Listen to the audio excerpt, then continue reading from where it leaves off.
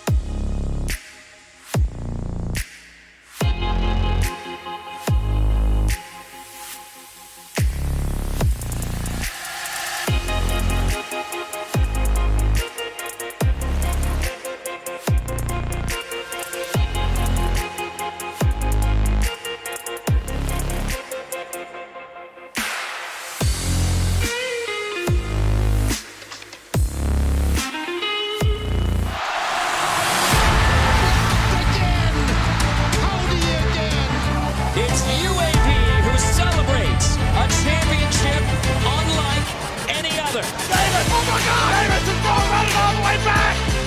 Auburn's going to win the football game! Fires to the end zone. Touchdown! Alabama wins! Auburn wins the BCS National Championship.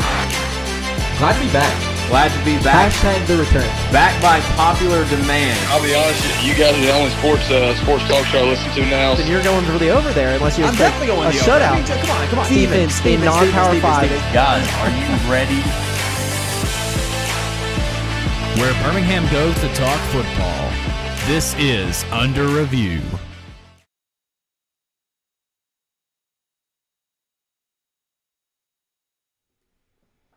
All right, here we go. Another week in the books, which means Under Review is back again. Cole, Steven, and Tyler. Tyler back after being off last week. Steven, how are you doing today? Always good when I'm with you, Cole. Oh, Always I can't good. wait. We got a big week. The World Series, football, Thursday Night Football, tomorrow night. We got a whole bunch going on. If you're listening to us live on Facebook, make sure you comment below or call the show if you want to be a part of the show. If you're listening to the podcast on Spotify, again, we appreciate you for tuning in and listening to us. Just talk about sports. Guys, let's get right to it. Let's get to our best and worst of the weekend, our champagne and whiskey. Steven, start us off. Who's popping bottles this week? Let me take out my gum because I did the cardinal rule for podcasting or radio. All right, Pete Carroll. So, yeah, I know, exactly. I didn't want to hear the audience here. Just sit there just chomping the gum. So my champagne is going to actually be LeBron haters. They're gonna drink some champagne. Really? Do you have any guesses why? Well, Without he's hurt. You like he's to hurt, cheat. I believe. He is hurt. He's hurt, but he also has not part of played it. particularly well, I don't think. He's played pretty good when he's healthy. First game. Yeah. Any other guesses? I actually don't. This is blowing me away. All right, Champagne so for the LeBron haters? I'm gonna butcher this name, but Hyung Dong Hyuk. Ooh. If you don't know that name, it's the creator of Squid Game. He roasted LeBron. I did see this. After LeBron said he doesn't like the ending of Squid Game, he basically said, well, why don't you make your own ending? And then he asked, well, have you seen Space Jam 2? It's nothing to holy cow! Just completely just roasted him. Yeah, just roasted LeBron. So if you're a LeBron hater, you can bring that up. Now that a director so you can put that as another dot towards LeBron. And then, not only can you not close in some games, but your movie sucked. And then, as Cole mentioned, ever since then, I just want to point out, since this happened, he's missed two games. He's missed two games in a row. He's gonna miss tonight too, right? That's what I'm saying. Two games. This is the second game. So is it something that he said? Is he just scared to play now? Because of the Squid Game? Yeah. I actually haven't watched the show, by the way, so I don't know if I've seen most of it. So has that been a topic on the Slow Burn? It has been a topic. It has been. Shout out Slow Burn Pod. Shout out to the Slow Burn Podcast. Slow Burn Pod. It was last week's. Okay. I haven't bought into the hype and actually watched the show, so I can't give an opinion. Well, you need to go look Game, at the another shout out Slow Burn Instagram. We made 10 memes. So okay, all right. Tyler, are you a Squid Games guy? I haven't seen it yet, but I've been wanting to watch it. I just can't get with the subtitles. I'm not a fan of having to read subtitles. As long as you don't think you can't do the dubbed. Just don't do the dubbed. Okay, so LeBron haters are popping champagne because of the Squid Game guy going after him. And who's sipping whiskey for you? Sipping whiskey. It's going to be Charlie Morton. And we talked about it before the show and everything like that. I might have stolen one of y'all's as well. No, but that is he probably is. He pitched Game 1 of the World Series, which was last night. Tonight it is going to be Max Fried on the mound. But Charlie Morton ended up pitching. I think it was 2 2/3 innings because I don't even think he made it. He went a good while. He did, and he ended up in the inning before getting hit by a pitch, which ended up breaking his fibula. And then I don't even think he really noticed it until. Is the last out or the second to last out in the third inning. He kind of landed funny, and it turns out he broke his fibula. Just an unfortunate injury for the pretty Rays. crazy. We'll talk about it later in the show. Pretty crazy but it's too. He pitched. Unfortunate. He pitched 16. He had 16 pitches between when it actually broke and when he stopped pitching, and then he said, "Sorry, I couldn't do more." 16 Insane. pitches with a broken leg, and was like, "Sorry, I didn't do more." So that's he's sipping. Or Braves fans, I guess, are probably sipping whiskey. They're definitely sipping whiskey after that because you get a win, but it almost feels like almost a loss because you lose one of your best aces. It's a for the rest of the it's series. a bittersweet win. So. Absolutely. Tyler, who's popping champagne for you this week? So this past weekend, I'm going with the Manning broadcast was back this past Monday. Is that not one of the best things ESPN's ever put Like Oh, in their yeah, for broadcast. sure. I mean, feel just like so they've tried to great. do so many different things similar to it, and it's never worked out this good Never for them. Never. They're great. Whoever's idea it was needs a raise. Absolutely. I'm upset they didn't broadcast the Ole Miss Tennessee game. You know, Have and like Peyton do play-by-play and Eli wasn't do Eli the one color. who like challenged Peyton to He do did. it? And well, Peyton just he challenged. I think he challenged Peyton to do it, and then he also just made a bet to him on Twitter that they would wear the jersey, and so that's why Peyton had to put an Ole Miss He jersey did. on for He did. part of the broadcast. That was So, great. That was perfect. awesome. We need to Perfect stuff. uncensor these guys too, because that's what the second week in a row. You know, they took a little hiatus, but did y'all see the Marshawn thing? Yeah, oh that's my what he gosh, was that was Marshawn oh my, that was so funny. And then Tom Brady joined the broadcast was so great too. Yes, it yes. all was just great. It was great. It was a lot of good stuff. all in all, it's a great Yeah. production. They need to put keep on. that going for sure. I agree. Absolutely. So for the worst of the weekend, my Bears got pounded on Sunday against Tom Brady and the Tampa Bay Buccaneers. Yep. Yeah, so they took did not a- look good. they took a beating. Justin Fields didn't look good. Was that and- animal cruelty? Yes, it was. That was animal cruelty.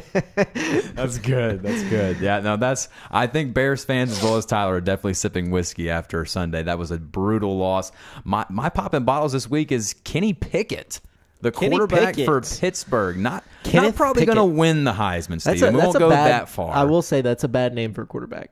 Yeah, I know. Pickett's Pickett, not yeah, a- you probably. That's very easy. If And he throws an speaking of picks, interception, he doesn't throw many. he doesn't. 23 touchdowns Really this good year to quarterback. 1 interception. He leads the country, the best touchdown interception ratio right now, and he hands Clemson their first loss by 10 or plus points since 2014 was the last time they lost by that much. So We'll talk a little bit more about that later on in the we show. are gonna pop. Yeah. We're gonna pop some champagne later in the show too. too. Yeah. My whiskey for this week is Sam Darnold. I know that I talk a lot about him, and I wanted him to succeed so well. But after a fourth straight loss and 7 interceptions in those 4 losses, I think it's safe to say that Sam Darnold's back to bad Sam. So shout out under review when it was back. It was on that 2018. Yep. We made that. Shout out that. Yeah. Shout out that. But then also I have a little Sam Darnold later. It's also a Bears stat later that I can remember. Oh boy, here we go. So we got Steven's stat or is it Steven's statistical trivia day or whatever? We're workshopping. We're putting it in front of the test audiences, and we're waiting on their feedback before we send it out to our new marketing campaign. I got you. Well, speaking of a team that's really popping and one team that's probably sipping some Are they popping champagne or are they smoking cigars? Well, that's true. They're probably smoking cigars. Maybe you can still because how many years in a row smoked cigars? Is it 15? I think it's 15 years. Alabama obviously beats Tennessee for the 15th straight time. It's hard to believe it's been that long since the University of Tennessee has actually beaten Alabama. But Bryce Young has a great game. I know Steve's got a soliloquy probably here for how the defense looked probably and just woes and whatnot. I can't wait to hear this. But I think overall, and I know that you wrote the notes how Nick Saban probably had to coach the most of this team, probably because of the inexperience of this team because they're so young on both defense and on offense. Right. But go ahead and find a way to find a 52-24 game and make it sound like it's bad. Go ahead, because that's you've done that a couple times this season. What do you want from me? Done that a couple times. So one of the things I wrote, not even that he's had to coach the most, and more of that the hardest he's had to coach. So it's not necessarily that he's more X's and O's things. It's just more of that he's happy to be harder on the team in general. I agree with that. They're penalized. I mean, the only thing I think the defense played well. Obviously, you don't want the thing that I wrote in the rundown too was that does Alabama have this killer instinct that years past. In other words, most of the time put the game away early. It's not really it's not a contest. I mean, this was a contest in the third quarter. Alabama, the final score actually well into the fourth. The final score does not look like the game actually played out. Alabama kind of put them on in the last 5 minutes. They trailed 14-7. They did trail 14-7, and then I believe it was like 31-24 in the third quarter. I believe. So it was a close game. The only really defensive thing I had to say was that you've noticed it more and more. I think this is why you see that some of those down the field passing plays are working more for teams against Alabama. Alabama doesn't have they have Dairy Mathis, but they don't have that level defensive tackle to really clog that line of scrimmage. They don't have the Jordan Davis, if you will, for Georgia type that can just either put a little bit of pressure, push back on the quarterback and give pressure that way, and then also just stop the run in the middle themselves. So you have Jordan Battle and other safeties for Alabama playing up so far. They're so worried about you have more one-on-one matchups with your defensive backs, obviously those two plays where they give up 70 and 60 yards passing on touchdown. Right, exactly. So I think that is kind of where all the problems is worried about the run, and then kind of other problems from being worried about the run. You know what I'm saying? So that would give up 4 yards rushing to Tennessee. Again, I don't think that their running game. I mean, their run defense is terrible. I think they're just so worried about being terrible that they allow the 50-yard passes down the field and everything like that. Really, that was all I had about the defense. I think that the offense looked a little bit better. Each week they get better. They get better. I think Bryce Young running the ball is going to really open up. He's getting to the point where he's more comfortable running, because you've seen him in weeks past where he thinks about running, but then he's always looking downfield, which is what you want in your quarterback. Right. But he's getting more comfortable actually taking those 10 to 15-yard runs and chunk plays instead of looking always to get just a 20-yard pass. I know that Tyler, kind of keeps up with the odds and whatnot. Tyler, would you say that Bryce Young is now the odds-on favorite to win the Heisman at this point? I definitely think so. I mean, you mentioned Kenny Pickett earlier. He's kind of moved up there, and then you have Matt Corral as kind of the people that are trailing him right now. But, I mean, who else are you going to put up there? I think the biggest thing for both Bryce Young and Matt Corral is the games in front of you. Do you have enough left where you can kind of impress the voters? And I think maybe Bryce Young probably has a better chance to impress voters, especially if he has a big game, let's say against Georgia in the SEC championship game. I think that could definitely win him the Heisman. And going back to the Tennessee game, if you take away the two blunder plays, Stephen, obviously the two big pass plays and that punt block, Alabama gives up probably less than 200 yards of total offense. And this is probably a game we're not even talking about even being remotely close. Tennessee made some big plays, obviously, and they made plays that counted, but 15 of 20 on third down was Alabama, and Tennessee was 2 of 12 on third down. Yeah, they converted 2 third downs. It was big plays. They could not sustain drives at all. It was pretty much those 2 big plays, and that was it. It was big plays. Like I said, I don't have a lot bad to say about the defense. I think the defense played overall well, and that the offense ended up, putting it to them late. It was just like, again, it was one of those things where a Saban offense or a team. Your argument really is that they would have put it away in the first, second quarter. They would have put it away in the first quarter. They would okay. And now Tennessee is better this year than they have been as well. Their offense especially.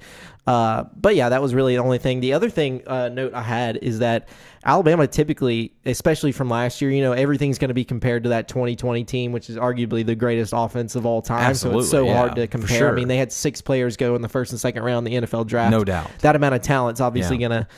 You can't really equal up to that, but surprisingly, they have not been efficient on the 20-plus yard throws down the field. It's really been only Jameson Williams for Bryce Young, and I believe he's like, I saw the stat. It's like he's like 4 for 13 throwing to Jameson Williams, and then he's like 3 for 17 throwing to everybody else. And I think that's a big credit to, first of all, guys dropping passes, and second of all, I mean, you could see against Tennessee on Saturday, there were a couple of times nobody was open. Yeah, they were running some routes and they weren't crisp. They weren't getting out of their breaks very fast. It just did not seem like the receivers were open. It seemed like Jameson was open on a few times down deep, and Mechie obviously found the underneath routes. But other than that, there was not a lot. And again, you run into the we're going to be comparing to the 2020 team for forever, but you run in also to the fact that there's not a Devontae Smith, there's not a Henry Ruggs, there's not a Jalen Waddle on this team. Kind of spoiled with your receivers as far as the last few seasons. Again, what are you supposed to? I mean, those are first round picks. Those are first overall wide receivers. Those are starting receivers in the NFL right now. Yeah, so it's kind of a spoiled thing. But other than that, I mean, obviously a good game. They crushed Tennessee late. The score doesn't really equal out how the game actually played out. But Alabama moves on and they smoke cigars on a bye week this week, as Auburn was last week. So nothing to talk about Auburn. We'll talk about their game this week against Ole Miss coming up. But UAB did play this week, and they lost homecoming against Rice, and a rather rough loss. This was a very big loss for UAB because now it turns into a point where UAB now has to win out every game in order to get back to the conference championship. They Because did. now every game is a must-win because you have Texas San Antonio, who's still sitting there with no losses. I know. UTSA and UTEP play, I think, they play next weekend? Texas San Antonio and UAB? Yeah, no, it's, UTEP. UTEP. I Because think UTEP's 6-1. I think and UTSA UTEP. is 7-0. I think UTSA. I think they play next week. I think that's next week, so that could at least make them maybe not undefeated. So that would be nice. But, Maybe, but this was a huge and a shocking loss. UAB was a heavy favorite in this game, probably the better football team too. It was a huge line. Yeah. Tyler, I'm trying to look it up. I actually think it was more than 16 and a half. Was it 23 or 16? Yeah, on some books it was 16, and it was 16 and a half on probably the majority. Okay. So you're right. I have it written down. Man. They were 23-point favorites when we talked on the show last. So they moved down last Wednesday. It must have moved down. But yeah, I mean, if you're let's go with the 16 because that's what it moved down to. If you're 16-point favorites, it's homecoming, and you're wearing the children's names on the back of your jerseys. You can't. First of all, you can't lose that game. Second of all, you don't cover the spread. It was a tough loss. UAB was 2 of 9 on third down, 10 penalties, an interception, and a fumble lost. I mean, you played probably as just poor as you possibly could. So let's talk about those penalties for a second. UAB is actually the most penalized team in all of college football. All of college football. College football. They give up 93 yards a game in penalties. Oh my god! They that over is the not season, like a Bill Clark team. I know. either. Over the season, it's 732 yards so far in penalties. Wow. No, The next is Toledo with 681. So they're like now this game was not on TV, but I do believe was there not it was ESPN Plus, yeah. So the late touchdown that UAB didn't score, but was it a holding penalty? And it was a holding. Figure. So that was I say Go that's a chance to win the game, and they holding penalty called back. So UAB kind of licking the wounds from this loss and trying to pick up the pieces. We'll talk about their game. The defense was just uncharacteristic. Too. Right. They missed tackles and assignments. A bye week's much needed for UAB this week. Much needed, especially because Coach Clark. You look at his tenure at UAB, especially. He's a defensive guy. Like their offense hasn't always necessarily produced much at all, but this year their offense is at least producing somewhat. Yeah. And their defense is not. Again, it's missed tackles, it's missed assignments, it's guys that are open, like wide open, not just covered, and then there's a great throw. This was very unlike a UAB Bill Clark coach and Rice team. is not good. Rice is not good. We talked about it last week. Rice is a very poor team, giving up more than 40 points per game, barely scoring around 20 points per game. This was not a good Rice team, so not a good loss for UAB. But nonetheless, the season is not just washed all completely. There's still a chance for them to control their own destiny. They play both UTEP and Texas San Antonio and can control their own destiny to get back if to that they win out, conference they can go to the championship. conference championship. Exactly. You lose to Rice, and then it does not feel good. Yes, it does going. not leave confidence for UAB moving. And see, this is kind of what I was talking about in the game before. They ended up covering and who did they play the weekend before? That was Southern Miss. Southern Miss. They covered and waxed Southern Miss. You waxed Southern Miss. But I talked about it because I felt confident going into the Rice game that you were going to do pretty much the same thing. I think the spread was like 23 for Southern Miss as well. Yeah, and I said they wouldn't cover because I said they typically play down to their competition. And they did this week. I figured they might, but I don't know. Again, you figured homecoming and at home. The children's game too. The children's game. You just figured this would be. You can't lose the children's game. This would be just a huge outcoming for UAB, and it's bad. Really, bad stuff. The defense did not play particularly bad. It was just the mistakes that you made on offense and the penalties just killed you. And they turned over. The turnovers killed them, obviously, especially timely ones. They like to have not just turnovers. They like to have timely turnovers. In other words, the worst possible times. Worst for a situation turnover. possible for you. And then like you said, it's not that the defense played bad overall. They had some sacks. They had some good plays. It was just that the mistakes they made were large ones, not small ones. So UAB heads into the bye week and trying to pick up the pieces for next week. Oh, while we're still on UAB, we can bring up a good UAB stat. A good UAB stat? Was there a good UAB stat from the game? Really? Well, not from this game. Not from this, just in general. Obviously, we didn't talk about it last week, but they officially announced they're joining the AAC. So UAB is joining the AAC. Oh, wow. Yeah. I forgot. We didn't even talk about it. We did not talk about that, but hey, AAC, along with, I think, 4 or 5 other so UAB will actually play 3 teams starting that year that are named the Owls. They'll have FAU, Rice, and the Temple Owls. I just wanted to bring up that, we're doom and gloom right now because they just lost to Rice, but I just wanted to bring up their stats overall since they brought football back. I believe that was in 2018. Mm-hmm. So some of these are going to change a little bit because they just lost to Rice. So they are 39-19 overall. They are 27-8 versus Conference USA. They are 20-3 versus Conference USA West Division. They are 22-3 now in Birmingham. They are 3-time divisional champs and 2-time Conference USA champs since 2018. It's been a great run since the rebirth of the program. And then obviously not Conference USA in 23. That's when they're moving. So and then they'll move to the American Athletic Conference. Well, they'll have huge games. Bring back the Memphis rivalry. That'll be great. Get some SMU UAB in there. Yeah, absolutely. It'll be great. It'll be a great move for UAB. Good stuff. More money for the program. Some bigger games. I can't wait either. I'm ready. Better deal. Better TV deal too. Speaking of TV deals, a game that might not be on people that thought would be watchable would be Illinois and Penn State. 9 overtimes, Stephen. I didn't watch this game. Was the record but 6 before, correct? I guess it was LSU and Texas A&M was 6 or 7. It was a few games because I think it was an Arkansas game like 2 years ago, and then it was LSU Ole Miss last year. Yeah, I think you're right. Yeah. But yeah, 6 overtimes, and then they obviously put in the rule this past offseason to prevent 6 overtimes from happening again. And I had forgot about the rule about the 2-point conversion rule. I think until this game was played. It's after 2 overtimes, if I'm right. Is it 2 or 3? It's 2 or 3. Okay. I don't remember which the one rule. it is. But yeah, after 2 or 3, you start doing 2-point conversions back and forth instead of having to just kick field goals and stuff like that. But then this was one of those. This was the only time I can think of that a game goes to this many overtimes, and it's a bad game. It was awful. You had them combined for what, 36 points, 38 points? Yeah. Can you believe 9 overtimes? If you're betting this game and you bet the over, how mad are you? We did 9 over, especially if you didn't watch it and then you just see you bet the over. You look at the ESPN app, you're like, 9 overtimes, let's go. Illinois wins in 9 overtimes. What? How did that happen? Yeah, exactly. No, it's I think so. Obviously, insane. 9 overtimes is crazy. The game went on forever. It was the game that never wanted to end because neither team wanted to score. They just didn't want to score. It was painful to watch at times. I honestly, so I don't know if we didn't talk about this last week. I think it happened after the show. But did you see the quote that Brett Bielema had? No, about the roster, about the team. No, yeah, you didn't see that. So he basically said, "I don't know the exact quote, so I'm summarizing here." You're paraphrasing a little bit. Yeah, paraphrasing. He essentially said that nobody on our roster is good at all. These are not my guys. I did not recruit these guys. There's not one person there's not one person on the offensive line right now that is startable.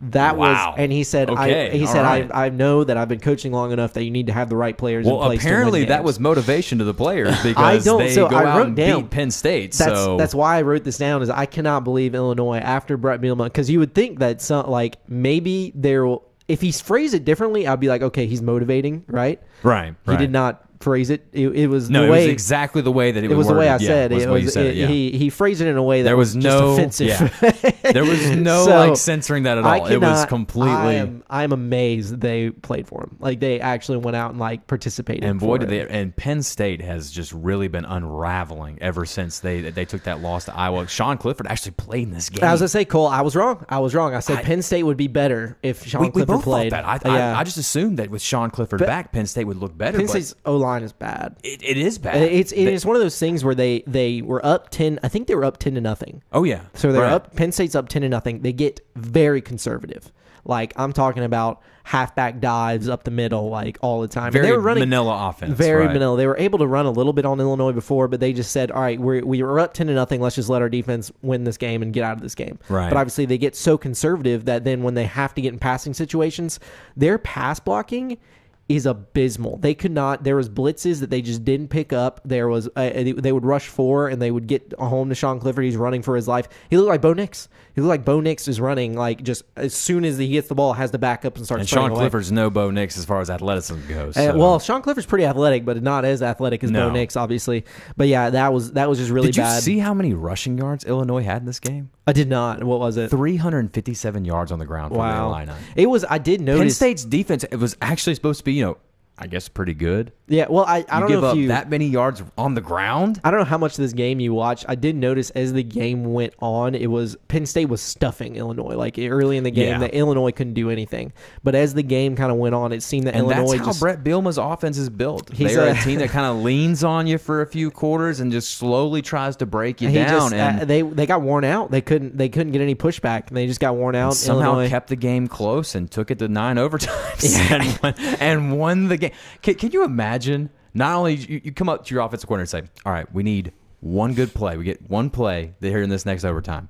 But you come to him and you do that 4 or 5 times in a row. Hey, we need one of your best plays from the 2-yard line. What do you got? What do you got for us? All right, so I believe it was 10-10 when they went to overtime, correct? They both kick a field goal. I'm not sure. Was it 10-10? I'm pretty sure. They both kick a field goal in the first was overtime. That bad of a game? It was that bad. They both kick a field goal in the first 2 overtimes, so it's 16-16. Man. And then I think that then they both converted. There was one. Obviously, there was one one overtime where they both converted their and then 2 they both points. converted in one of the over. I think it was the sixth overtime they ended up converting. They both converted. They went 2 or 3 where neither one of them did they anything. both converted, and then obviously Illinois converts in the 9th overtime. Wow, Penn State misses their guy, and then Penn State converts. Crazy game, but just a boring crazy game. It's like one of those games where it's like, wow, it's crazy when it's 9 overtimes, but wow, I'm so glad I didn't watch it because it was just not interesting at all. It was bad weather too. I think it was raining. Yeah, I think it was too. Yeah. There was a few showers throughout the country last Saturday, so there was a possibility of that for sure. And throughout the country. Yeah. Penn State just, I mean, they just suffered tremendously, and this loss is going to hurt them in the long run. And I don't see them. They have Ohio State this week. We'll talk about that game here shortly, but that just spells all kinds of trouble for that team as the Buckeyes look like they're playing their best football, and Penn State might be playing possibly their worst. So I do want to bring this up. Is James Franklin too distracted? No. So he just hired. I don't know if you saw this. He just hired Jimmy Sexton as his new Jimmy Sexton, as we know, is his new agent. His new agent. Jimmy Sexton, as we know, represents Jimbo. Right. So Jimmy Sexton is one of those guys you go out and hire if you want either a lot of money or you're looking for a new job long term somewhere. I mean, that's highly coincidental. I don't know if you saw James Franklin's quote. I believe it was yesterday or 2 days ago. He basically comes out and says, they're asking him, I think they're asking you about USC job or his hiring of Jimmy Sexton. And then he says, look, this is after the Illinois game. He said, look, right now we're just focused on Illinois. You're not playing Illinois this week. Right now we're just focused on Illinois, and then we're getting ready to play in the Big House. You're playing in the shoe. You're playing Ohio State. You're not playing Michigan. Just not giving the very good answers there. And so I think was a little distracted. I think he's a little distracted. I think that he is distracted. I don't know if he's distracted, but the team definitely was distracted because they did not play well. So, but they better get ready because they have a football team to play on Saturday when they have to go to Columbus. And we'll talk about that later. But moving on, we can talk about some close wins for some teams that shouldn't have had close wins. Let's start with Cincinnati. Cincinnati ends up the darling of the this darling. year. Everybody wants them to make the playoffs, but I think, Cole, that they're going to have to put up a little bit more style points on teams like Navy, who I think was 1-6 going into this game. Which now makes them 1-7, obviously, but they only win by, was it 27-20? 27-20 score? Yeah. 27-20. Desmond Ridder played so bad. Yeah, he played so bad. I think that hurt his Heisman chances big time the way he played on Saturday. I think that another thing is their defense didn't show up like it typically does. Like you saw them play against Notre Dame, you saw them play against Indiana, a little bit better opponents, and then I also think that maybe they're getting bored. Maybe, but now, I will say this. I'm pretty hard on Cincinnati because I'm with you. They should be beating this team. If they want to make the playoff, they should be beating them by multiple scores. But I'm going to go ahead and give them a pass on this game because that triple option for Navy is hard to prepare for. It's really hard to duplicate that during practice at times. So I'm not going to say that maybe they should get a pass for the way they performed on offense and as a total for a team. But the defense giving up 20 points, I can forgive that because it is hard to prepare for that offense. It is, but I mean... And I want to forgive the media is not going to, and also they're going to kill him. And also they're going to kill him for sure. Playoff committee is probably not going to. No, they're not going to take a liking to that. Exactly, but I think that you see teams like Georgia and Alabama and Oklahoma and Ohio State and Clemson. Well, don't say Oklahoma because. Well, I know we're going to talk about them too, but you see these teams though they end up having 1 or 2 games against an opponent where an inferior opponent where they play a little bit down to them, so it's normal even for a really good team that makes the playoffs year to year. You can't forget that Cincinnati is also they're a really good team. They're not it's above okay. that. It's okay if you have one down game and it's still a win. A W is a W, but again, I think they need to put up a little bit more. It was scary though there for a minute with Cincinnati because they were trailing in that game, so you kept on thinking to yourself, "Wow, if this is the game they drop, I mean." That would be really no bad. shot. Be really no bad. shot. Well, Cincinnati can't drop a game. No, they can't. Yeah. I mean, there's no more losable games. But I think they need to put up some style points. Luckily, they have Tulane next week, who is 1-6 this year. They still have to play SMU, don't they? They play SMU. They do. SMU, I think, is at the end of the year. It is. Maybe their last test of the season. It's either the last possibly. game or the game before, and then obviously they play the AAC championship. But I don't know how the divisions are in the AAC. I'm sadly not. I think studied SMU up. and Cincinnati are actually on the same side. They are. Yeah, So that'll probably so. decide who goes to the I think championship so. there. I think but SMU might. Like I said, I think If that's SMU I think beats that's the Cincinnati- last test. If SMU, because SMU's undefeated. They SMU, are. They're undefeated too. SMU plays Houston this week, and then if But they beat, haven't played the schedule that Cincinnati's They played, haven't. though, They didn't play Notre Dame. non-conference-wise. They didn't play So Notre Dame. But then Cincinnati beats Notre Dame. SMU beats Cincinnati. SMU is SMU better than AAC. Notre Dame. Is that the Follow is that the trail, Cole. Follow the trail. Okay. Well, if that's the case, then I guess you could say that Texas A&M beats Alabama. Then that must mean that there's a few teams that are probably better than Alabama. That's what I'm saying. Okay. Cole, all right. follow Steve. the trail. Okay. Well, speaking of other teams that struggled, Oklahoma struggles against Kansas. Oof. It was 10-0 at halftime. This was a very strange, weird game. Did you guys see that play where Caleb Williams literally takes the ball out of the running back's hands? Yes. And He got the goes for first down because of it, though. and pretty much sealed the game. Yeah. Okay. Well, he had to. So I gotta say, I'm confused, guys. Is that a legal play? if you take the ball, Yeah, it's can like you a lateral. do that? Yeah, it's literally It's like a fumble. lateral. So he was behind the line of scrimmage, so that's what makes it. No, you could do that. I think you could do that no matter where you are on the field. But he was standing in front of him, so it's like it's a forward pass essentially. Yeah, but he doesn't actually pass it. That's a good question because it's not a pass. I think but that I is think a it's like gray a fumble. area in that rule. But I think it's like a fumble I think because it- if the defense, which I mean, the defense could take the ball at any well, point. you're right but because he didn't actually give it to him. Caleb Williams actually goes and rips it out of his That's running what back's I'm hands. saying. I guess that's a good point. It technically wasn't. I think it was a fumble pass. He because actually they don't just took it from I was gonna him. say it wasn't a lateral. He didn't like pitch or anything. It was literally just Caleb Williams Weird play. grabbing the ball. But- Very but weird. what a heads up play because that was a fourth down, was it not? It was They- a they fourth converted down. to It was keep like going? fourth down That and was- one, and he ended up converting it off of that. Huge Very play. weird. And they can't get there. Like Oklahoma's offense, like what? At times it looks so good, and then at times you're just like, what are they doing? I mean, it was at Kansas. This is Kansas. 0 points scored in the first half. And you scored 0 points. I mean, luckily Zero. they ended up. I think they outscored them 33-13 in the second half. No, just But they blew them away 35-23 after that. It was But just what- not even close. But what? yeah, I can't make sense of this Oklahoma team. I can't figure them out. I don't know if they're actually good or if say, are they're they just good or they- just getting by. But they Oh, win what- games. Lincoln Riley always seems to do this too. He always seems to find one opponent, whether it be a Big 12 opponent or what, that he just is like, you know what? Has this all week, their games been one possession except for one game? Have they won all their no, games by one the possession? second game they won like 70-3. It was crazy. And then I think, what was it, last week? They won a game. They won pretty well, right? I think they beat TCU by a couple of scores Yeah, too. so but that, I mean, that was at least two. I mean, but the yeah, most games- of them are very Most of close. the games have been in doubt by at least the third or fourth quarter. Did you- Still, I mean, did they you just see- pull away This late. is hilarious. Did you see Lincoln Riley had to defend himself? I think it was like a media day for probably one of the press conferences, that they do. He basically had to go and defend Oklahoma to the media and fans, like saying, like, everybody just calm down. Like, it's going to be okay. We're going to get through this. Oklahoma's 8-0. And he had to. Why should you be having to defend your team if you're undefeated, right? He's having to apologize That's and but defend his job and everything. I'm just saying He's- that's how harsh. He's 8-0.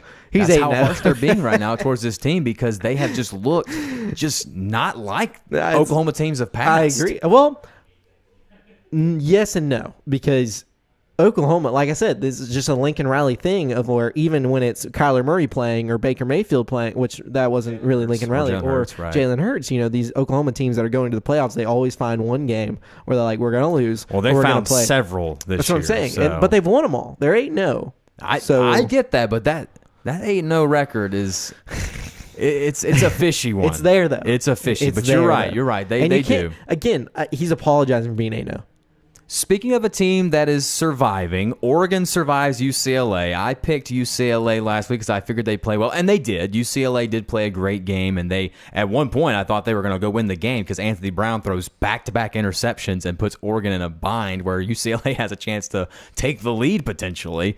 But Oregon survives. As bad as they've played, they remain with just the one loss. And, to your point last week, Steven, this Oregon team, if they run the table, they stand a good chance of getting in the playoff. If they just withstand the Pac-12 and not let it beat up on them and just keep winning, with this murky playoff field, which we don't know how it's going to shake up in all the grand scheme of things, they still have arguably the best win in college football right now. to make up for that one loss, I think. That's very so true. I mean, I think you're right. I think as long as they continue to win out, regardless of how bad the win may look and how bad they may play, I was gonna say, if they run the table, they're going to get in. Oregon's doing the thing that stand a good chance to get in. Oregon's doing the thing that Oklahoma's doing. They're just playing every game as close as possible. Listen to this. Travis Dye, the running back for Oregon, he had a rushing touchdown on 4 consecutive carries. Is he the one that doesn't wear gloves? I believe so. He looks so weird. odd It's when weird he when he doesn't wear runs gloves, doesn't and it? he has Yeah. his bare hands on That's it. that's an FBS record though. 4 consecutive carries, touchdowns. I love it. How do you do that? He's How did that happen? I didn't watch this game. He's But how did not that happen? big either. He's a small running back. He's just let me so make sure. fast. I mean, we're gonna say all this, and then it's not even gonna be Travis Dye we're talking about. But It's just so funny to me see guys not wearing gloves anymore playing it's- running back or it's running very wide weird receiver. when It's people so don't funny. have, like, you see all these players with armbands or whatever else Yes. when they just don't have anything. It has nothing on. It is nothing. It it's so messes funny to with your see. head. It does. You think of a kicker. That's the only one you think of that'll be doing that. But it's Like, just there he is right Yes, that's Travis Dye. He looks Yes. so funny. How do you- right? what? But so he's this just is his ridiculous. carries. This is his carries and yards, right? 14 for 35. 14 carries, 35 yards, 4 touchdowns. Ridiculous. What- He what only a hits the ball on the stat goal line. I mean, like, is that? I don't know. He had his longest carry was 6 yards. Insane. So he had 4 consecutive carries. So they gave it to him. It's a 4 good times. thing that he was playing well because Anthony Brown maybe played his worst game as a Ducks quarterback. He did have 2 interceptions, but you got to look at it: 29 for 39, 296 yards, almost 300 yards passing. But Steven, he also you ran threw those two interceptions in the worst part of the game. You're trying to put UCLA away. He also in the ran fourth for quarter. 85 yards I- and a touchdown. Again, I Not get that. not a good game by any because of those 2 interceptions, and those 2 turnovers. I mean, but he passed for 300 yards and then you run for another 85. Okay. All right. Okay. So we'll That's give him a not pass. bad. We'll give him a pass. I'm sorry. We'll give him a pass. You're right. Well, speaking of a team that doesn't get a pass, they get a definite L. And I alluded to it in my whiskey. Old Kenneth Pickett. Old Kenneth Pickett, my champagne. He leads the the Panzas of Pittsburgh to a win Panzas. over Clemson. And you asked in your rundown, Steve, you said, is this the end of an era for Dabo? And I'm not going to say it's the end. But I will say that next year is a big year for Clemson. If you're a Tiger fan, you are very weary of what happens next year because if you don't bounce back next year and have a really good season, I'm not talking national championship. I'm just talking about playoff contention, ACC championship, 10-win season. If you don't bounce back that way, your recruiting classes are going to start. Recruits, they pay attention. They want to go to teams that are contending. The top recruits look at those contenders and say, who's going here? And I think you have the recruiting rankings right there. Where's Clemson at? 12th. In 12th place. Yeah. So don't tell me that How they're many not consecutive looking. top 5s have they had? I'm not sure. I don't but know if we've seen it fall off quite like this, to be honest. This is insane. I mean, this is a Clemson team that for how many years made the playoffs? I mean, when we're talking about They're a 10-year run, So that 12th they on- had on- finishing in the yeah. top 10 at least. On Rivals, they're 12th. On 24/7 Sports, they're 10th right now. And normally they're recruiting. probably a top 6, top Top 5 five, team. top I mean, they're five. normally in the upper echelon of ranking as far as recruiting That's what I'm goes. saying. So but that was why my this question is- stemmed because this is not this is bad. Like obviously Saban has had a couple down years. You look at 2019, he lost 2 games. You look at 2010, they lost 3 games. You know, it's not unheard of. You know, obviously he's But lost 2 Alabama games was in there still as well. competitive in those games. That's what I'm saying. They Clemson has They didn't looked. look anemic like this. I mean, Their this offense is, just cannot get it together. And then he even benched DJ Ugalele. Look at that pronunciation, guys. DJ Ugalele. that was pretty good. Yeah, right? That was pretty good. But he even benches him at one point. He ends up coming back in the game because their backup isn't any better, but he ends up benching him. And although they'll be favored in probably all of their remaining games, I mean, guys, you have Wake Forest, who's still undefeated. You got Louisville and South Carolina on this schedule. They're going to beat both of them. Well, now hang on, Steven. Let me just say this: the only game that you're guaranteed to win, South Carolina. no, is UConn. UConn. You still have to play UConn. South Carolina is pretty bad. South Carolina might be bad, but UConn's probably the worst team in FBS, Steven. So come on. Did who won that? Was it them or Vandy who won? Vandy won. Vandy. Yeah, Vandy. so I couldn't remember. UConn is definitely the worst team in college football And in then Power 5. UMass so beat UConn too, right? I think so. Yeah, because I think UMass that- was like for Yeah, I think UMass is pretty bad too. But no, so the only game that I will say that they They are. sell Florida State too. They play Florida State this weekend. Listen to this: Clemson only 1 win, not 1 possession. Can you guess what game that was this year? South Can I Carolina cheat? State. Before you cheat, I'll just go ahead and tell you. It's South Carolina State. Every game this year has been one possession. Wow. So don't tell me. I'm surprised they beat Syracuse, honestly. I'm just saying, I'm not going to say that Florida State's going to beat them this week. I'm not going to say that Wake Forest, Louisville, or South Carolina is going to beat them. But I'm just saying that Clemson's going to put themselves in a position to lose every game because their offense just is a travesty. It is just not good. They cannot score. It's not, but it's one of those things where I think we talked about it with Texas A&M. We talked about it with, who else did we mention on that list? Maybe it was Auburn. Maybe it was just Georgia. But it was one of those things that they just have the athletes to match up. You got the dudes. You definitely have the dudes. Every single game they're going to play, they have the athletes. Now, if they put it together all in one, as we saw with Texas A&M playing Alabama, if you put it all together in one game, you can definitely win any game. So it's not that you can't write them off of any game. And I still think that Brent Venables is a great coach. So you still have a great defense. And I think Dabo is still a good coach. Dabo's still a good There's coach. no doubt. It's just your offense is kind of flailing a little bit here. Did they lose their offensive coordinator this past year, or was it just like a Trevor Lawrence thing? I can't. I do not know. I don't keep up with that. I don't keep with Clemson's off seasons usually, but I'm curious as to see if they have a new offensive coordinator this year. And, this isn't one of those deals where I think the locker room has been lost for Dabo. I don't think that, all of a sudden the players don't believe the message that he's preaching. I'm not sure that that's the case here. I just really think that Clemson is just in a rut as far as where the direction of the program is going. And I think they hung their hat on DJU this past season and really thought he was going to be the guy. He's really disappointed. And he just hasn't been the guy. So it was Jeff Scott and Elliott, what's his name? Tony Elliott. Were both the offensive coordinators, but Jeff Scott accepted the coaching job at South Florida.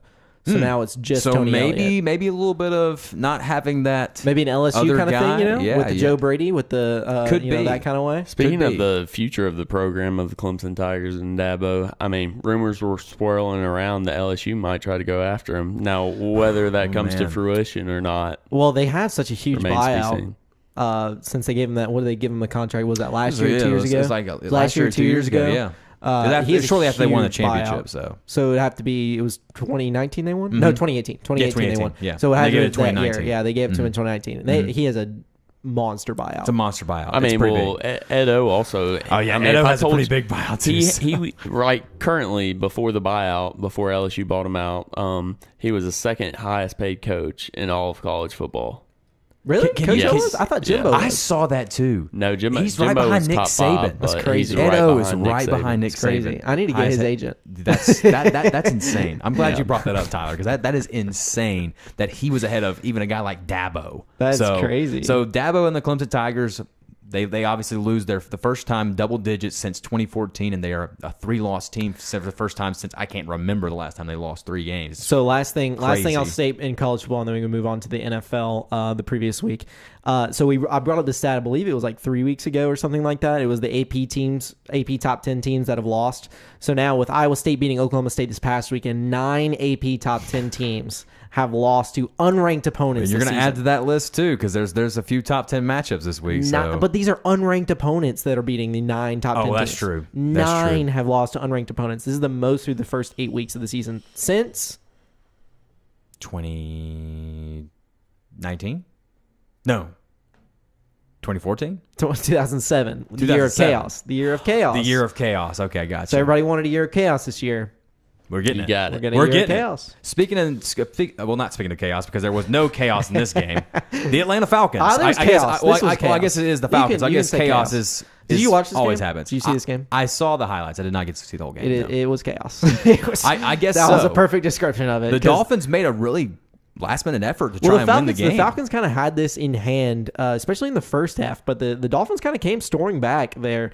Tua, he makes some plays where you're like, man, this is a good quarterback. And then he makes some other plays, you're like, what are you doing? Like, who did you see? Well, he did that at Alabama, too. That's true, but it's the Jameis Winston experience. It's the, wow, what a throw. I don't know if he's the Jameis Winston experience. But you know what I'm saying? He's a whole other kind of ride. You get the wow. You get the wow. What a throw. And then you get the who are you looking at? You know what I'm saying? Yeah, I get what you're saying. But yeah, Falcons survived the late scare. Tua ended up taking 2 drives to like really get the game back in hand like late in the game. Matt Ryan, Falcons, so great. Matt Ryan still squeezing some greatness out. But there was a point in the game. It was late in the fourth quarter, and I believe the Falcons were up 3. I believe. No, they were up by like 6 or something like that. Yeah. 5 or 6. It's a 3rd and like 10. He has no chance of running it for the first down, but he tucks it and tries to run, and he's not close. Like, it's like he's going to get hit like 5 yards.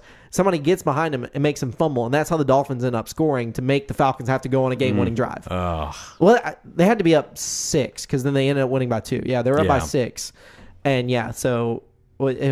And then, of course, Matt Ryan leads another the cardiac Falcons. You know, they like to keep some games close. How about Kyle Pitts though? They finally decided they're going to use their first. I was round about to say pick. Matt Ryan. You know, finds that 28-yard gain right there to close the game. Young Ho Koo? Is that his name? Young Ho Koo. Boots that 36-yard. Young Wei, actually. But Young Wei. Young Wei. Okay. But Young Ho Koo sounds much cooler. It does. Young Wei Koo wins it for the Falcons. This is now the 4 straight games for the Falcons decided by 1 possession. They won 3 of those 4. I'm telling you, we've the gone cardiac over this, Falcons. We've gone over this so many times, though. But this is going right into my thing of they're going to do the thing. They're going to go 7-10 this year. Hey, they're going to go 8-9. A good chance to win and be over 500, Steven, this week. Who do they play? I believe it's the Panthers. The Panthers. Yes. So a good chance Say the this Panthers week at home. against bad Sam Darnold. So Again, hey. I'm telling you, they're going to go 8-9, 7-10, and I'm back in we're back in the thing of just be bad or be good. Pick one. You can't be. You're being both, and I don't want you to be both. I want you to pick one, do it, and then so you can be really good. To another team that's kind of trending in a different direction. The Saints survived the weirdest Monday Night Football game that I've seen. We skipped talking about. Oh no! I see. Okay, never mind. One of the weirdest Monday Night Football. Yeah, I didn't skip. I read your rundown, Steven. I read your rundown. Ignore me. I didn't read it apparently. Right. So maybe you alluded to Jameson and kind of the experiment and whatnot. What a gross game. Maybe. Oh, the weather was awful. I mean, did you see the winds in that game? How they awful were. they it were. was whipping. What was the kicker for Seattle?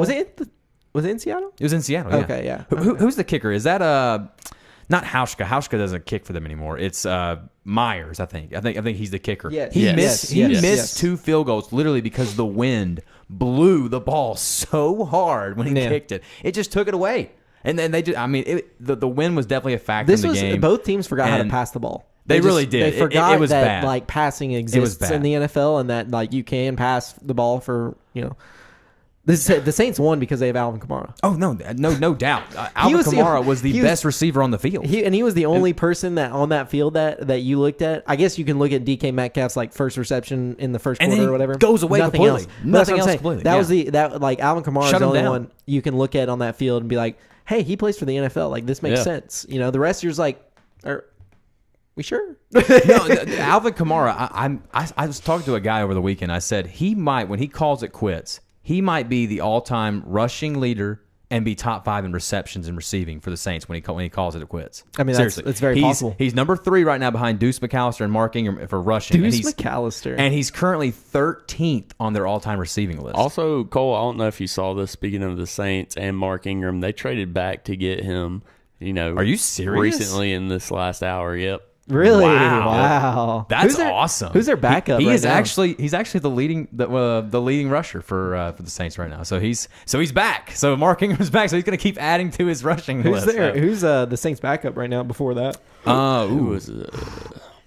it's somebody. This is a cool question. I don't know. Fairly new. I'm actually drawing a blank, Steven. I do not know the answer to your question. He's not on the field a lot. That's all I know. Alvin Kamara's on the field most of the time. So. This is a team that's, what does it say? Alvin Kamara, that's great. I love that tweet by Alvin Kamara. We're not going to read it, but some explicit language. But hey, excited nonetheless. This team has got the reigning champs. The Super Bowl champs are coming to New Orleans this week with Tom Brady and company coming to New Orleans. But the ugly win, but the defense looks good. They played well, and they won a game that was with the weather permitting. It was ugly. I'll be okay with this because I needed the team I was playing in fantasy in one of my leagues had DK and Marquise Callaway, and DK had that one catch, didn't show up. I was like, I lost because they needed like 20 combined points. Defense locked him down after that. He had that, and then nothing happened, and then Marquise Callaway just caught like 2 balls the whole game, so somehow skated by with a W in that, but hey, I'll take it. Hopefully the offense can find their bearings a little bit better in the Superdome. Hopefully they learn how to pass the ball, and then hopefully Michael Thomas comes back, and then you talked about it. What a Jameis play where he literally drops the ball on the ground and then throws a touchdown pass. That is the Jameis Winston experience right there. That's the experience. To a T. So another Let's team talk about another that's, murder. something that's didn't quite go so well. The Bears get absolutely killed by the Bucs. Tyler alluded to it in his champagne and whiskey. Tyler, Right. I'll let you take the floor on this one, man. I mean, no words. Just the Bears just bad. Yeah, I mean, Justin Fields had 4 turnovers on the game. 5, actually, yeah. Yeah. I think it was actually 4 turnovers in the first half. Yeah, that's probably what it is. It was 5 total. Because I had a stat. Which is ridiculous. So bad. I don't know where they go from here. I mean, it kind of hurts they don't have David Montgomery, but Matt Nagy didn't coach that game either. Did he? No, Maybe well, that's he what. did. No, I think he did. It was after. He did. had It was COVID. literally that the was day after after. COVID. Okay, Yeah. gotcha. But I mean, losing David Montgomery hurts bad. Khalil Herbert's done a great job. I was about to say filling in it's for kind his of role. strange for the Bears though, because like they weren't able to run the ball at like the first game or two, and then they discovered that they had David Montgomery, and then they start running it, getting a lot of yards. He gets like 300-yard games, gets hurt, and then you look at Damian Williams had a great game. Yeah. I think he got COVID, right? Yeah, he had a little. And then he was out for Khalil COVID for a little Herbert bit. has been running the ball. So the Bears have figured out how to run the ball. Now they can just figure out how to pass get the ball to Darnell Mooney. Where does this Mooney team and go from here, though, AR. Tyler? I don't know. I mean, I think it's just a done deal with Matt Nagy, being done after the season because rookie quarterback. I mean, we see this all the time with a franchise who has a bridge quarterback and a coach, and they want to integrate their rookie and have a new head coach. They kind of want to move on at the same point. Exactly. They need to move on from Nagy. They really need to move on from Robert Pace. You have too. a quarterback that you can develop, and I think that obviously whatever Matt Nagy's trying to do, it's just not. It has not worked. So Honestly, far. I feel like they should have gotten rid of him last year, and I really like Robert Slay for the Jets. I think he's a great coach. Saleh? Yeah. Okay. No, Slay. Saleh. pronunciation. Robert of names is taken out. Saleh. No, I know, but Saleh. I thought it was always pronounced Slay. Saleh. Slay. Saleh. But I liked him, honestly. I think he was a great defensive coordinator for the 49ers, but also, I mean, that's in the past. But I don't know who you go out and get now. I don't know either. I mean, you could look at what's the offensive coordinator for the Cowboys? Kellen Moore. I mentioned that to Jeff earlier, that Kellen Moore, he's young. Yeah, I think he's like 32. He would be the youngest guy, but it would be in the same vein that you like Sean McVay when he got hired, Cliff Kingsbury, Cliff in Arizona, and then Matt LaFleur in Green Bay. Yeah. You kind of go that, and 49ers coach. I'm blanking on so many names right now. What's his name? Kyle Shanahan? Thank you, Yeah. Kyle Shanahan. Oh, you said coach. I was like, oh, yeah, Kyle Shanahan. Yes. Yeah. So if you go in the same vein of that, I mean, I would like that hire. If that's probably your best hire, especially with the way the Cowboys have looked this year, I think that would be who you go with. I got a stat for you with Justin Fields, 5 turnovers. Yeah. That's the first 5 turnover game since who in Week 7 of 2019? Probably Jameis Winston. Sam Darnold. Yeah. I figured. Is that the, he looked at me for a reason. Was that it's 'cause of the Sam I'm seeing Darnold, ghost game that he played I against the believe Patriots? I believe it was the probably Patriots. I'm Probably seeing was. It's also the first 5 turnover game by Bears quarterback since Matt Barkley.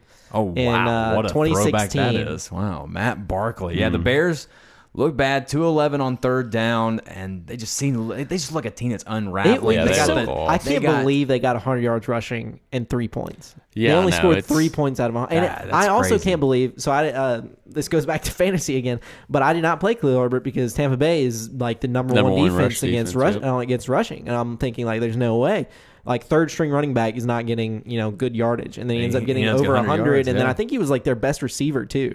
He Yeah. was like the only one that was catching anything. A lot of So- downfield passes. And they have the Niners, Steelers, and Ravens coming up the next 3 games. So tough Chalk it- stretch chalk for it the as Bears. L's. I mean, Chalk the it as next L's. winnable game the Bears have really is at the Detroit in a few weeks. So it might be a 4-13, 5-12 type of year for the Yeah. Bears. It's gonna be a rough year. Let's move on to a team that is trending in the opposite the direction. right direction, In for the, sure. In the opposite direction of the Bears. The Cincinnati Bengals. They are now tops in the AFC, tops in the AFC North. They beat a very good Ravens So team. shocked by this game. I actually picked this upset. I picked it on the show, and then I also picked it. You did. You called it. I bet on it too, which was really good too for me. But yeah, their defense is really good. Their defensive line put pressure on Lamar Jackson all day. Lamar, even when he was trying to scramble, couldn't get away from their defensive line. They've got athletes up front. And then, of course, you go to Joe Burrow and Jamar Chase. I mean, what a connection. Wow. 200 yards receiving for Jamar Jamar Chase is I mean, on my goodness. pace to beat Randy Moss is, which is like everybody points to that. You can point to Justin Jefferson last year with the Vikings as well. Randy Moss is, I think it was like in the 2000, like wasn't Jamar Chase Chase the one that was talking about how he couldn't catch a ball because it was just shaped different or whatever? Well, it was because the white lines. Because the white line, he couldn't see the white lines, and then now he's just going off like this. It's such a troll. What a troll! What a connection. Though. The thing that was surprising so much about Sunday was how Lamar driven this Ravens team is. They are so dependent on him. You know, only 48 yards for the Ravens was contributed by somebody else besides Lamar Jackson. Yeah. Well, I mean, it stems from quarterback play. I think it's finally caught up to him a little bit that they don't have one of the 4 running backs they came into the season with. I think that's so finally dependent they're on just Lamar so Jackson. they're so injury riddled this yeah. year. Well, they have 16 going into this game. I don't know if it was anymore. They had 16 players on injured reserve, so that's pretty crazy. They're the most. But they're injured still team sitting in the at NFL. 5-2. Still a good chance Still to make a the great playoffs. team, and they still have to play the obviously- Bengals again. They do. So and obviously they have Mark Andrews, they have Hollywood Brown, who have been both producing a lot. Lamar Jackson's looked a lot better in the passing game. So this is nothing to like. They're also riding in going into this game crazy emotional highs. They beat the Chiefs, who haven't looked good, but that was a big game for them. Yeah. I think last week, who'd they beat last week? Chargers. Yeah, They destroyed which the is Chargers. why it's honestly so shocking they lose to the Bengals. You Again, beat one of the best teams in the NFL. I think it was just 100% due to like the emotional roller coaster they've been on. They beat the Colts in that Monday night game, in that roller coaster of a game. They come back late and win that. They kill the Chiefs. They kill the barely beat Chargers. the Lions. I mean, again, I think it's just one of those things where they've been like this, and then this was very finally. inconsistent. They were up here for a few weeks, and now they finally hit That's the that. name of the game in the NFL. I mean, you're going to have great weeks. You're going to have some upsets. You're going to have off weeks for the best teams. As I say, it's kind of different from college football in that most of the time you see that, all right, this team's going to win, but will they cover the 23 points? Unless you're UAB. But then in the NFL, it's an any given Sunday league. Right. I mean, the Lions can sneak up on anybody anytime. They're competitive in every game. So it's just everybody has pros. They're all pros. Do we see the Cincinnati Bengals, though, carrying through and running the table and winning this division, though? Are we ready to say it's the Browns, the Ravens, the Steelers, and the Bengals, correct? Right. Yeah. And the Steelers are obviously out. I mean, at this point, you got to say the Steelers are done. Browns might be teetering on that point because of the distance that the Ravens and the Bengals have made.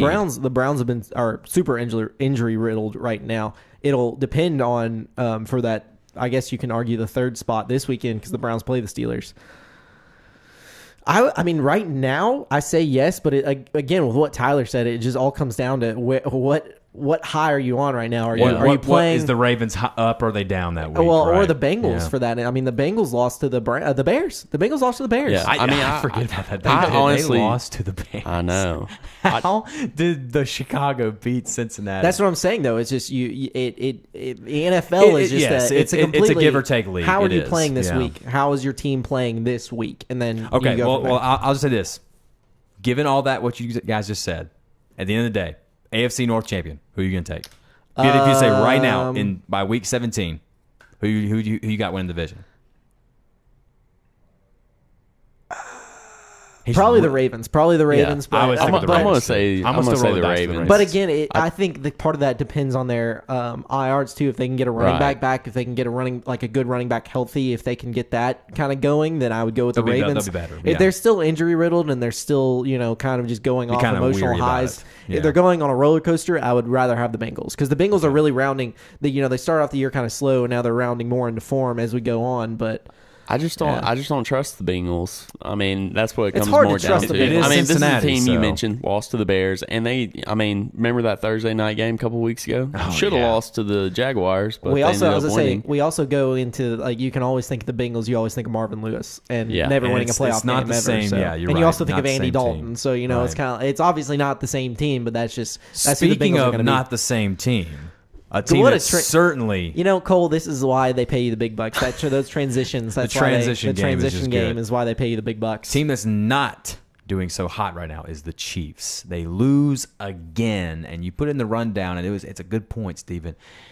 Is this the end of the road for the Chiefs as far as their dominant run? And I think the dominant run is already over with. Yeah. But as far as their championship window, it's getting a little bit smaller because, I mean, we've seen guys who've been such big studs quarterbacks in this league have their primes wasted. Matthew Stafford, Aaron Rodgers, by the team just not putting enough around them. And this defense is just bad.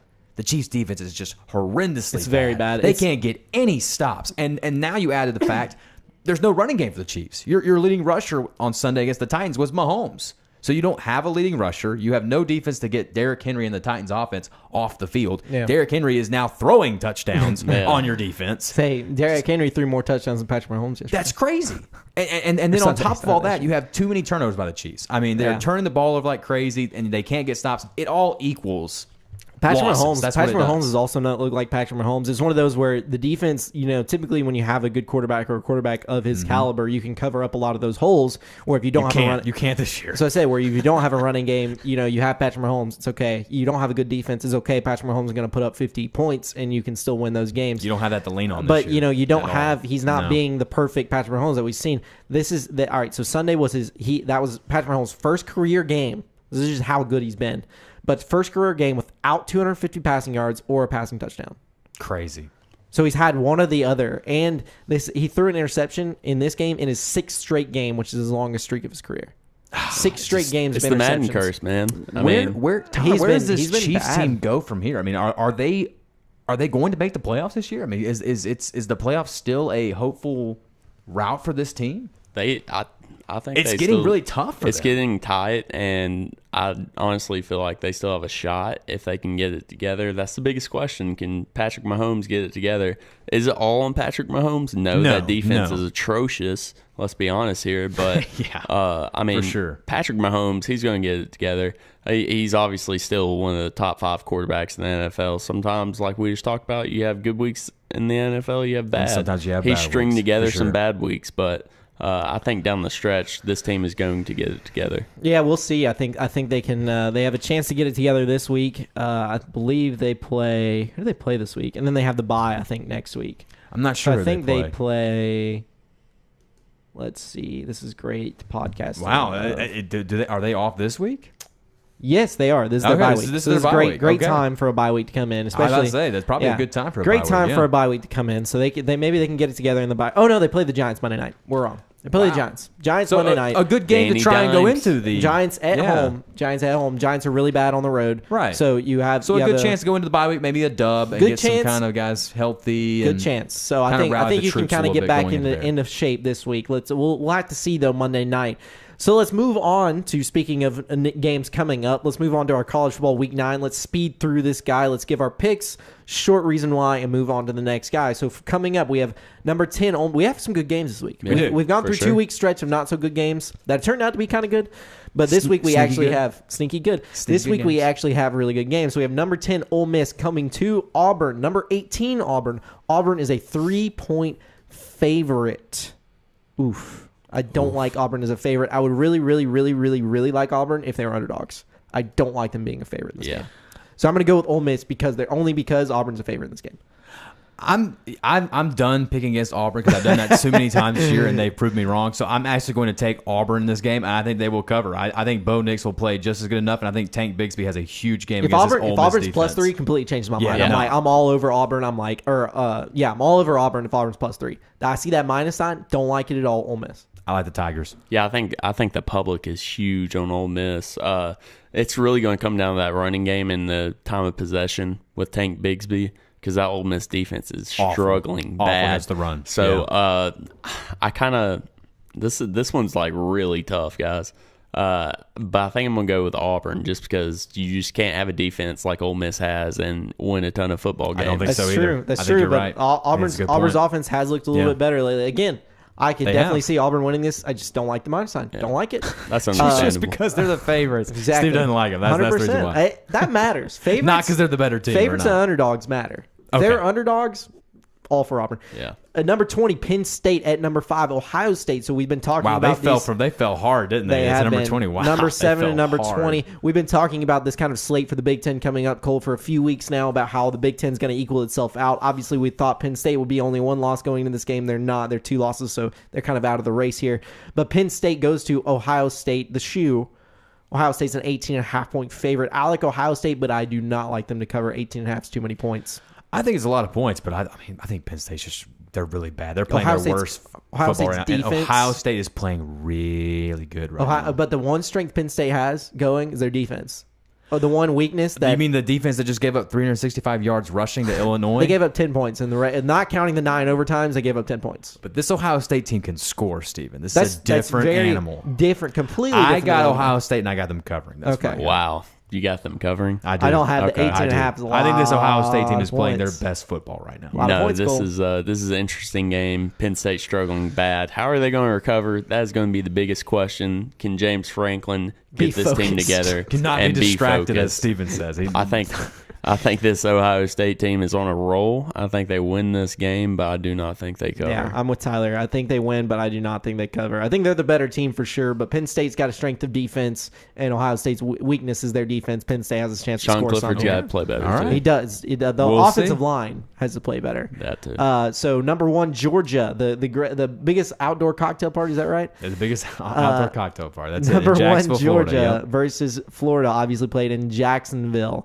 Georgia's a 14-point favorite. I like Georgia in the points. Give them all to me. I picked Georgia. I picked against Georgia. I won with Kentucky, but that was on a 2-second. Hey, but this is a closer spread than the other ones have been. That so was. you can actually take this one. This is just 14 I'll points. Take the 14. It's just 2 scores. I'll take Georgia in the 14, but this is the last chance to really be upset in the rest of the season. Well, call me crazy, Stephen, but not too crazy. Oh, shit. I still like You said Georgia call to me win. crazy. I still like Georgia to win, but I think Florida's ability to be multiple with their looks on offense and their pass rush on defense is just enough. They're going to keep this game closer than 14 points. I think they give the Dogs a real scare this week. First time this year, 31-20. I like the Dogs, but it's really close. Close match. Closer than the experts say, huh? Okay. I think Florida gives them a test. I think Georgia hasn't. That defense is great. I'm not undermining them at all. But I think Florida's going to test that Georgia defense, and they get their real Dan Mullen, test. one of the best play callers in college football. Exactly. They get their real test of the season. And is Anthony Richardson going to start?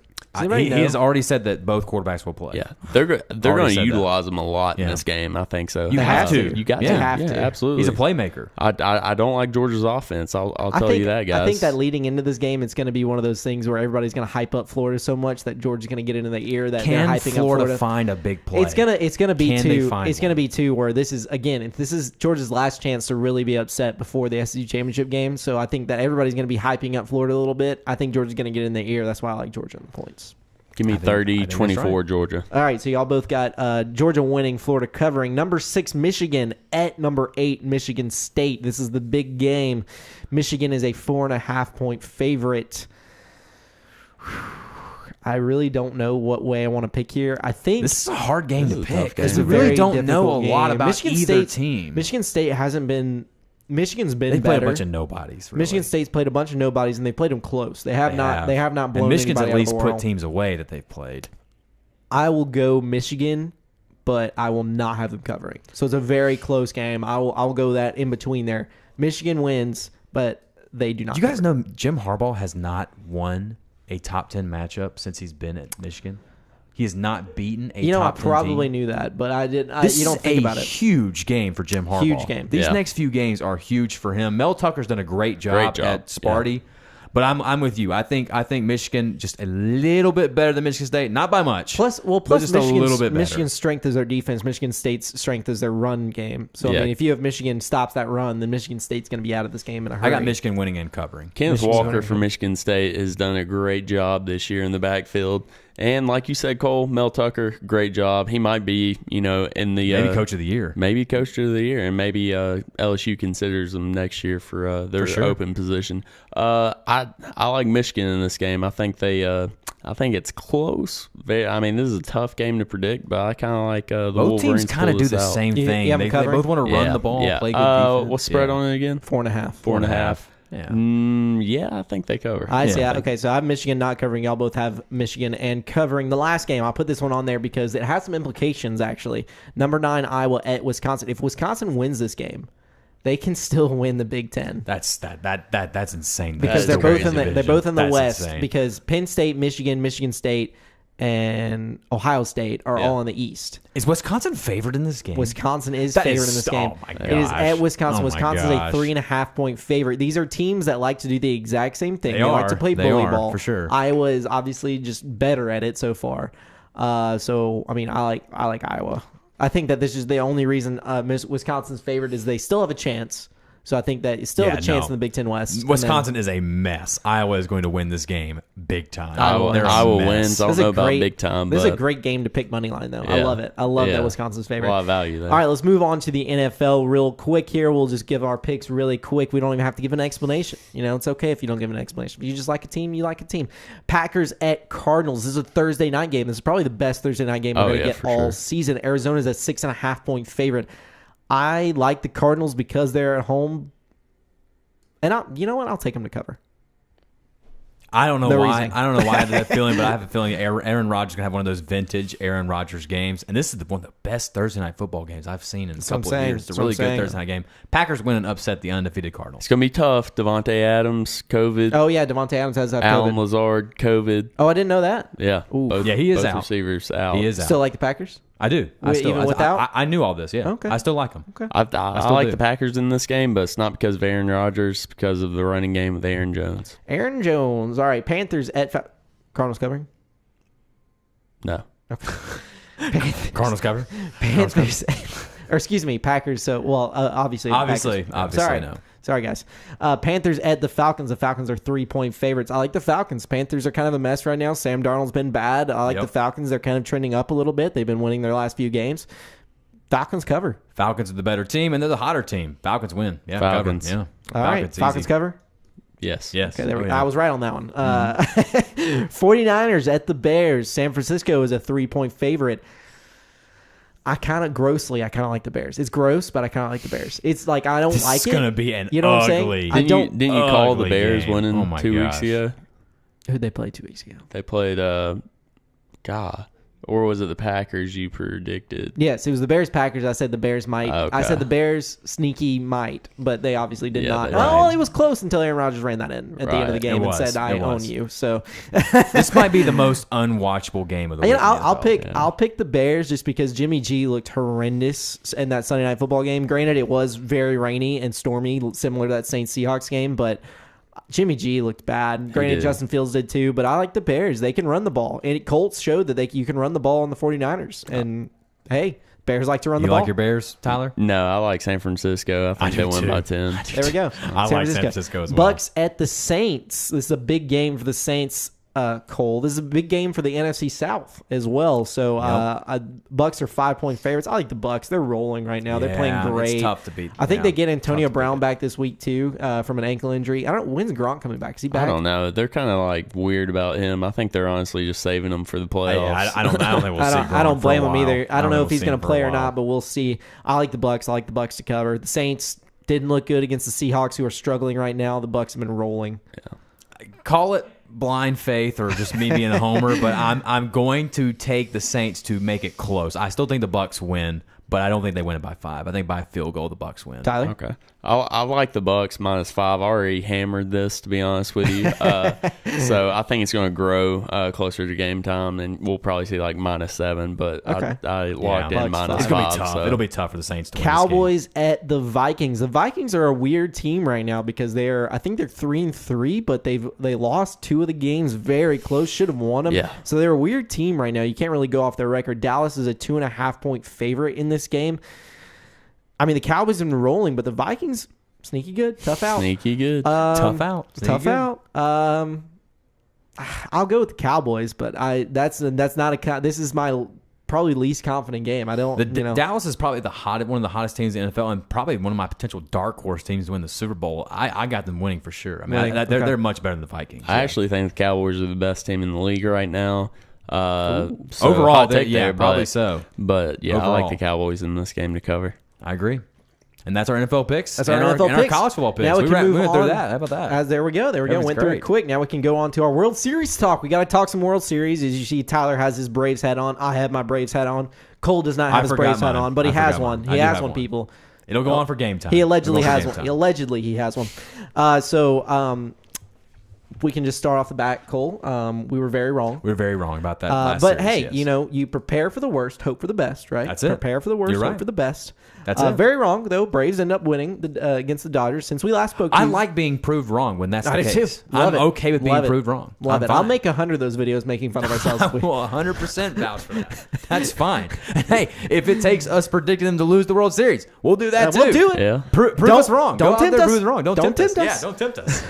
Prove So, us wrong. Braves World Series game was last night, game 1. The Braves take game 1, but they lose Charlie Morton. We already talked about that in my whiskey. And then game 2 is actually tonight. First pitch, I believe, is at 7:09. The Braves has Max Fried pitching. I don't know who's pitching for the Astros. Jose Urquidy, or it's Urquidy. I'll go with- you go with however you want to pronounce I like that. it. But his I like name's it. Jose. I think he was like a 20-game winner in the season. He obviously was pretty good. Yeah, But obviously. better They made than it to the World Series. Hopefully he's better than the game 1 pitcher who Valdez got picked apart in the That's first true. 3 innings by That's the Braves. true. So My we'll see, goodness. So we'll see this game 2, obviously in Houston. Who y'all got? Who y'all like? The Braves are so hot right now with They the are. bats. They It's are. ridiculous. But at some point, those bats are good for the Astros are going to break out, right? They have to. They hope so. We'll see. They have to. I like the Braves tonight. though. We got to think too. So I got a couple of stats that are not good stats. I don't like them. They're bad stats, but I have them, so I have to say them. So the Braves obviously take game 1 of the World Series. They are 2-4 in World Series games after winning game 1.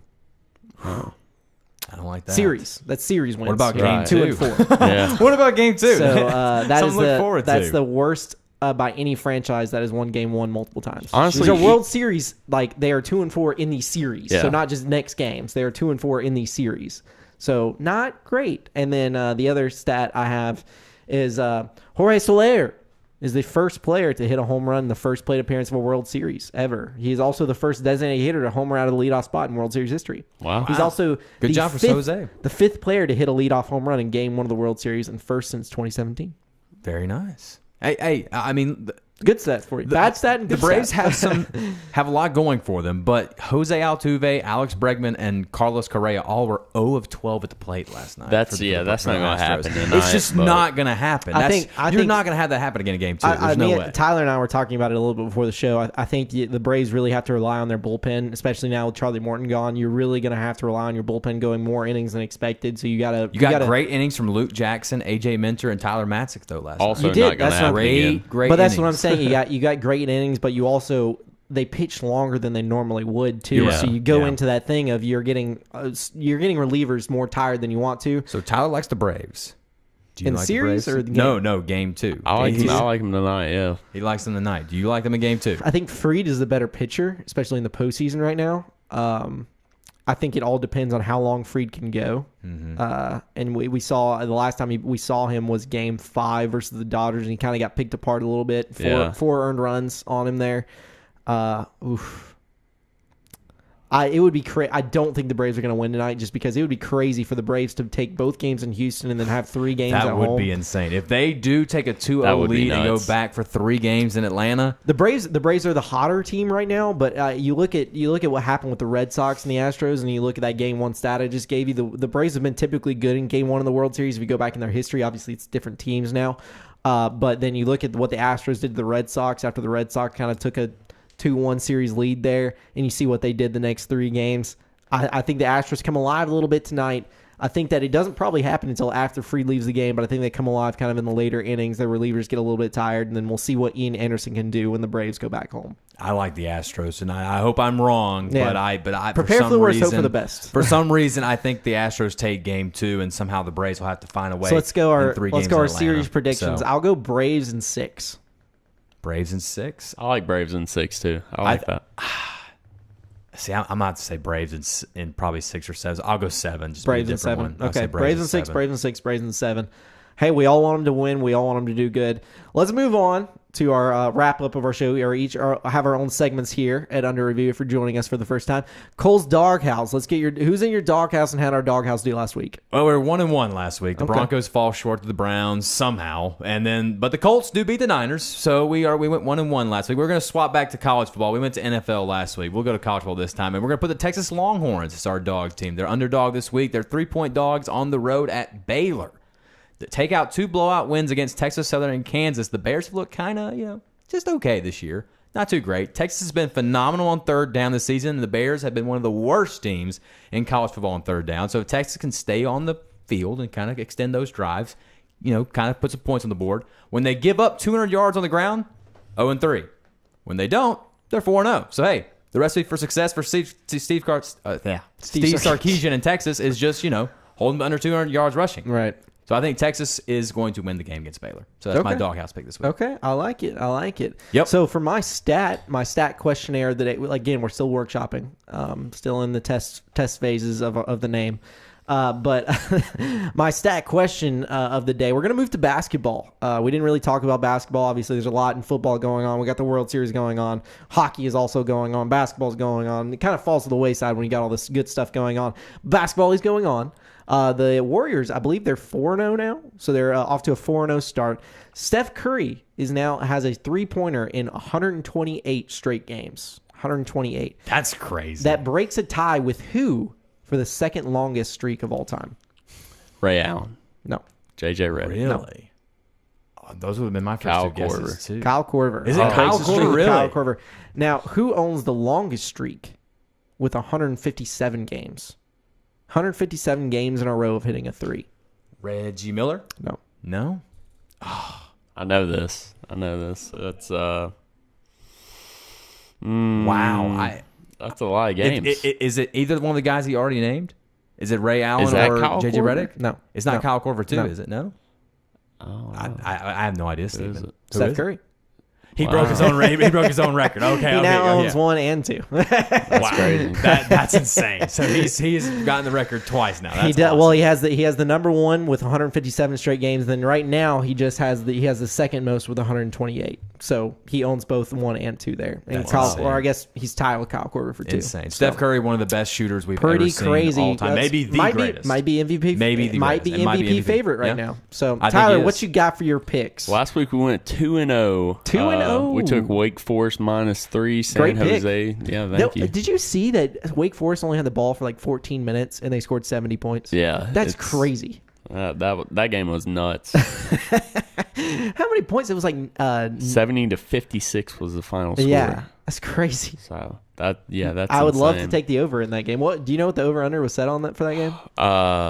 I think it was around like 55. Really? So both teams. Wow, both teams just broke the over by themselves. Broke the over by themselves. So. Wow. All right, go ahead with your But picks. we're 12-3 on the season, so on fire so far. In fuego. But I like San Diego State. They play Saturday night late game.